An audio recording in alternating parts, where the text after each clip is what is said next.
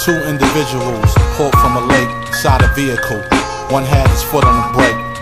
The windows was fully up and the doors was locked. The news made the headline and the town was shocked.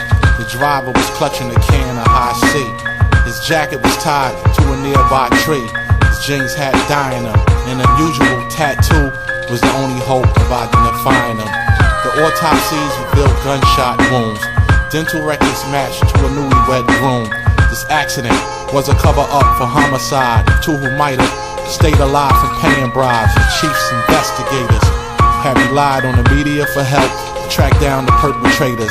They canvassed the neighborhood for standard procedure and visited the home of a topless skeezer who was at the bar where he was last seen alive. Left with them just 10 minutes after they arrived. Despite the police efforts, they turned up nothing. Just an ex-hooker trying to get a rap from bluffing.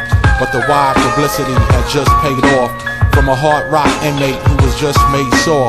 He said he knew a man who killed the pop star and almost got caught by a passing cop car.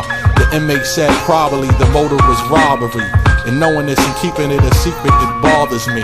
He said this individual killed for low billings and purchased a murder kit blocks from a killing. The sheriff's office had no time to waste, plus the inmate made a deal to avoid the case.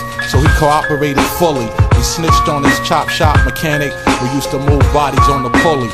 An extortionist involved in similar incidents. Payments that came in $1,000 increments. Suspicious activities had flooded the place, so they subpoenaed phone records for the calls to trace. The hair that was taken from his car interior was that of a young girl who felt inferior.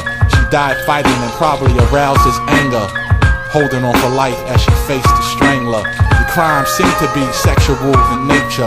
It was substantial evidence that the nigga raped her. The suspects had marks on his face and chest, but it just wasn't enough to get an arrest. Asked of his whereabouts on the 3rd of July. Said he partied with his friends and had a solid alibi. But there's always something left at the scene on a small scale. His microscopic traces of blood under her